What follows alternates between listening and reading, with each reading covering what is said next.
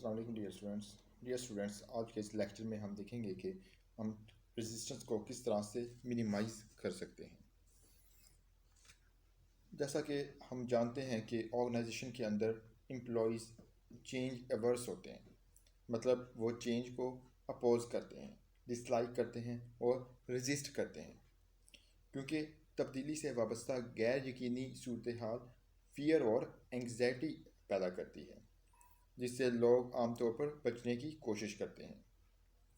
ان ان پلیجنٹ emotions اور work experiences کو avoid کرنے کے لیے امپلائیز پریزنٹ پروسیسز یا پروڈکٹس سے چمٹے رہتے ہیں، اور وہ ڈائریکٹلی یا پیسولی چینج انیشیٹوز کا مقابلہ کرتے ہیں. اس لیے اس بات کو انشور کرنا اہم ہے کہ آپ کی ٹیم ممکنہ پش بیکس کو دور کرنے کے لیے ایک منصوبہ تیار کرے، تاکہ اس بات کا یقین کیا جا سکے کہ آرگنائزیشن اپنے ریکوائرڈ چینج مینجمنٹ پلان کو امپلیمنٹ کر کے کمپیٹیٹو رہ سکتی ہے. کسی بھی آرگنائزیشن میں resistance is the natural response to change, اور اس ریزسٹنس کو ریکوگنائز کرنے اور مینج کرنے کے لیے کسی بھی مینیجر کو کی سکلز ریکوائرڈ ہوتی ہیں. اب ہم ان ٹیکنیکس کو دیکھتے ہیں جو کہ چینج کے اگینسٹ ریزسٹنس کو اوور کم کرنے کے لیے ضروری ہیں. ان ٹیکنیکس میں ہم سب سے پہلے ایجوکیشن اینڈ افیکٹو کمیونیکیشن کو دیکھتے ہیں. لوگوں کو ایجوکیٹ کر کے اور پلان چینج کے بینیفٹس کے بارے میں افیکٹو کمیونیکیشن کے تھرو اویئرنیس کو پروموٹ کر کے ریزسٹنس کو کم سے کم کرنے کے لیے یہ ایک سب سے کامن ٹیکنیک ہے. تبدیلی کی ضرورت اور تبدیلی کے مقاصد کی وضاحت کر کے مینجمنٹ ٹیم ممبر سے نیڈڈ سپورٹ حاصل کر سکتی ہے and facilitate its smoother implementation. Two way communications کی مدد سے امپلائیز کی کوئریز اور مختلف اسپیکٹس کے ریلیٹڈ اپوزیشنز کو فوری طور پر دور کیا جا سکتا ہے، اور اس طرح ان اعتراضات یا پریشانیوں کو کم کیا جاتا ہے جو کہ چینج کی امپلیمنٹیشن کی راہ میں رکاوٹ ہوتی ہیں. یہ ٹیکنیکس اس وقت کارآمد ہوتی ہیں جب امپلائیز کے ساتھ کافی حد تک انفارمیشن کی اویلیبلٹی کی ایبسنس ہو، یا وہ چینج کے مختلف اسپیکٹس پر ان کی انیکوریٹ یا پارشل انفارمیشن ہو. ایک بار جب امپلائی چینج کے بارے میں کنونس ہو جاتے ہیں تو تب وہ چینج پارٹنر کی حیثیت سے چینج کی کامیاب امپلیمنٹیشن میں مدد کریں گے. ریزسٹنس کو کم کرنے کی دوسری technique facilitating participation and involvement ہے. کولیبریٹو انوائرمنٹ قائم کر کے اور اسٹاف کے ساتھ مشاورت سے کسی چینج کو امپلیمنٹ کر کے چینج پروسیس میں رجسٹرز جو کہ مزاحمت کرتے ہیں ان کو شامل کرنے کو یہ ٹیکنیک بہت اہمیت دیتی ہے. یہ ایک کنسٹرکٹیو اسٹریٹجی ہے اور یہ امپلائیز کو شامل کر کے اور پورے پروسیس میں ان کی شمولیت کے حصول کے ذریعے چینج کے اگینسٹ ریزسٹنس کو کم کرنے میں فائدہ مند ثابت ہو سکتی ہے.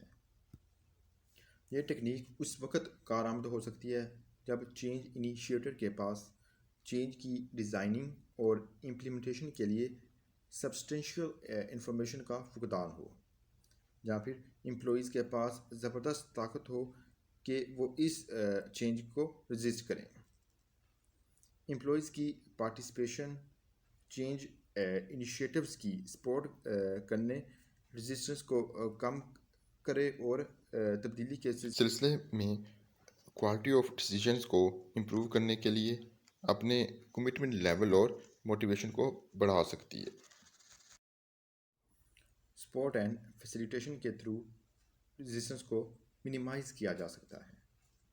امپلائیز نمبر آف ریزنز کی وجہ سے چینج سے ڈرتے ہیں اور اسے ریزسٹ کرتے ہیں، جس کے نتیجے میں وہ کام کے موجودہ طریقوں یا میتھڈز میں ریزسٹنس پیدا کرتے ہیں یا کسی بھی طرح کی چینج کی مخالفت کرتے ہیں. امپلائی تبدیلی کے نتیجے میں درپیش چیلنجز کا مقابلہ کرنے کے قابل ہونے کے لیے کمپلیٹ ایموشنل سپورٹ اور فیسیلیٹیشن کے منتظر ہوتے ہیں، اور انہیں تبدیلی اور چیلنجز کے سلسلے میں اپنے خوف، ناراضگی اور غصے کا اظہار کرنے کی اجازت ہونی چاہیے۔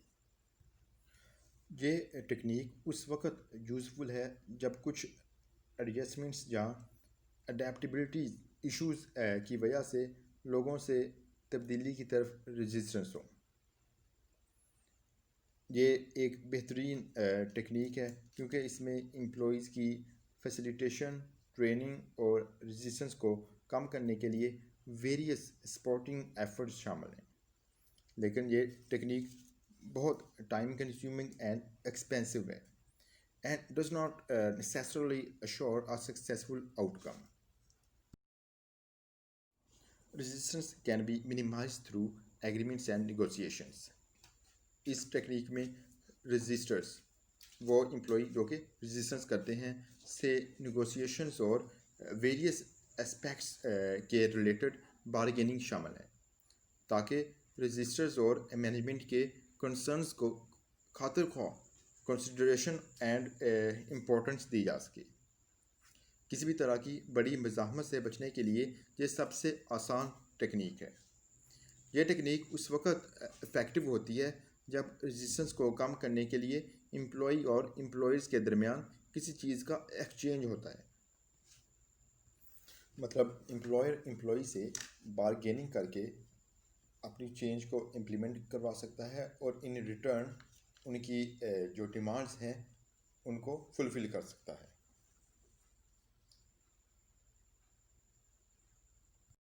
ریزسٹنس کو کم کرنے کی نیکسٹ ٹیکنیک کوآپٹیشن اینڈ مینیپولیشن ہے۔ اس ٹیکنیک میں چینج کے لیے سپورٹ کو حاصل کرنا، تبدیلی کے حق میں امپلائیز کو پرسیوڈ کرنا یا انفلوئنس کرنا شامل ہے، مطلب کہ امپلائیز کو چینج کے لیے راضی کیا جاتا ہے۔ مینیپولیشن میں مینیجرز پینفل انفارمیشن کو روک کر یا اسے ٹویسٹ کر کے یا پھر ڈسٹارٹ یا مسخ کر کے انفارمیشن کو اسٹاف ممبرز کے لیے زیادہ اٹریکٹیو بنانے کی خفیہ یا کورٹ کوشش کرتا ہے، یا پھر آرگنائزیشن میں غلط افواہ پھیلا کر امپلائیز کو مینیپولیٹیولی چینج کو اڈیپٹ کرنے پر مجبور کرتا ہے۔ مثال کے طور پر وہ جو چینج کرنا چاہتے ہیں، چونکہ یہ چینج امپلائیز کے لیے پینفل ہو سکتی ہے، تو مینیجرز اس انفارمیشن کو سم ٹائمز امپلائیز تک پہنچنے ہی نہیں دیتے، یا پھر اس انفارمیشن کو ٹویسٹ کر کے امپلائیز تک پہنچایا جاتا ہے، یا پھر مینجمنٹ کسی فرد کا انتخاب بھی کر سکتی ہے اور ان کو چینج امپلیمنٹیشن کے سلسلے میں کچھ اہم رسپانسبلٹیز بھی اسائن کر سکتی ہے۔ اس ٹیکنیک کو صرف اس وقت اڈاپٹ کیا جاتا ہے جب دوسری ٹیکنیکس ڈیزائرڈ رزلٹ پرووائڈ کرنے میں ناکام ہو جاتی ہیں، یا پھر وہ ٹیکنیکس ایکسپینسو ہوتی ہیں۔ نتائج کے لحاظ سے یہ ٹیکنیک ریلیٹیولی سستی اور کوئک ہوتی ہے۔ ریزسٹنس کو منیمائز کرنے کی ایک اور ٹیکنیک کوئرشن ہے۔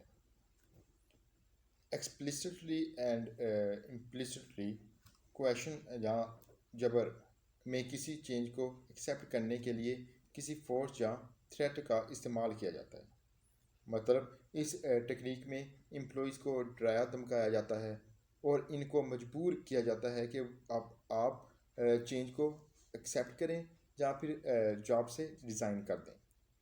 یہ اسٹریٹجی انلیگل اور ان افیکٹو ہوتی ہے اور لانگ رن میں بڑے پیمانے پر ناراضگی، ڈسسیٹسفیکشن، لیس پروڈکٹیوٹی اور ultimately high employee turnover کا باعث بنتی ہے۔